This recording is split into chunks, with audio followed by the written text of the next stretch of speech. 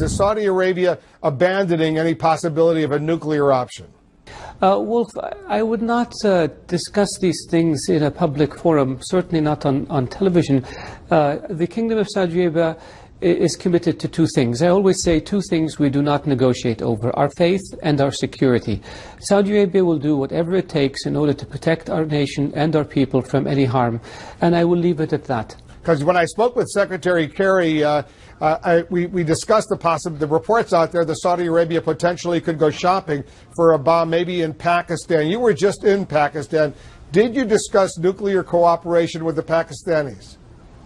I discussed the bilateral relationship with Pakistan, which is a strategic one. We discussed the regional situation. We discussed ways to promote security and stability in the region. And we discussed the negative and aggressive Iranian interference in the affairs of the region. So the issue of Pakistan potentially providing nuclear technology to Saudi Arabia, did that come up?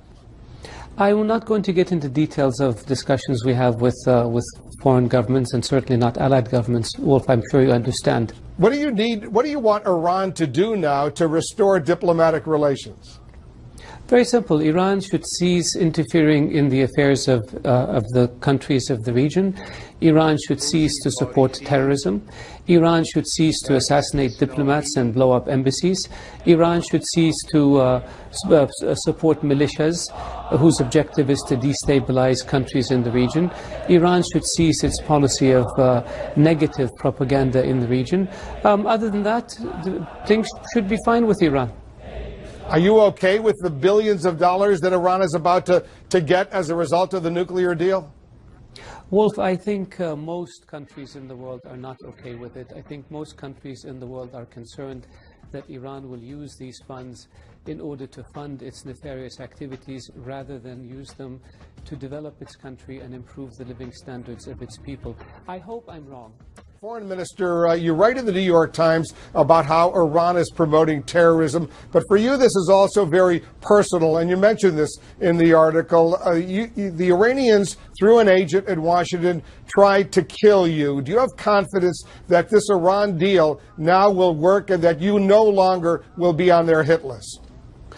Wolf, I've said before when you asked me about this question that this is not personal. This is not about me. This is about my nation. This is about my region. This is about a country that has been aggressive in its policies, that has had no inhibitions in using terrorism.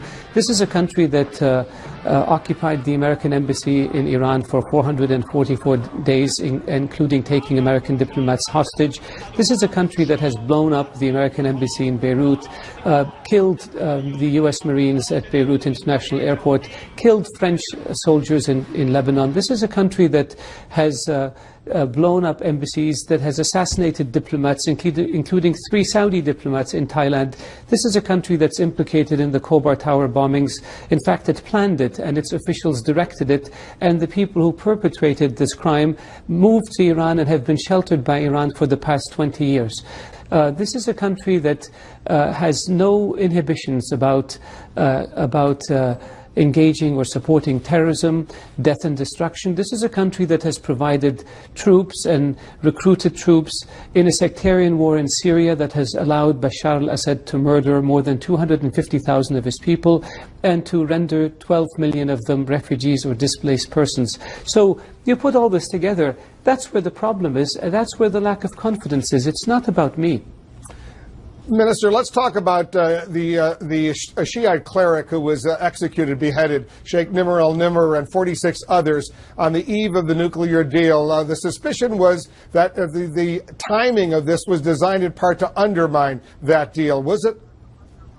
Absolutely not.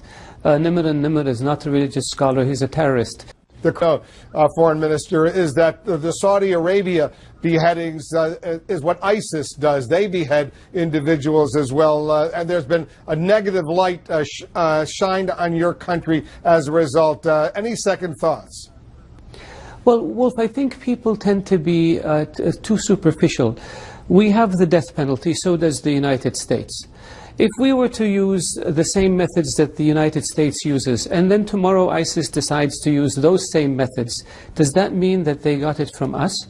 Does this mean we have to change our method again?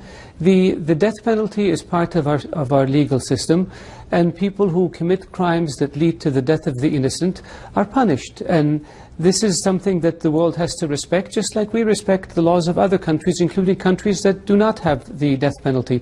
With regards to the numbers, the 47 people who were put to death, I think that if a United States Air Force had bombed 47 ISIS members, including those who decapitated and killed the Americans in one day, I think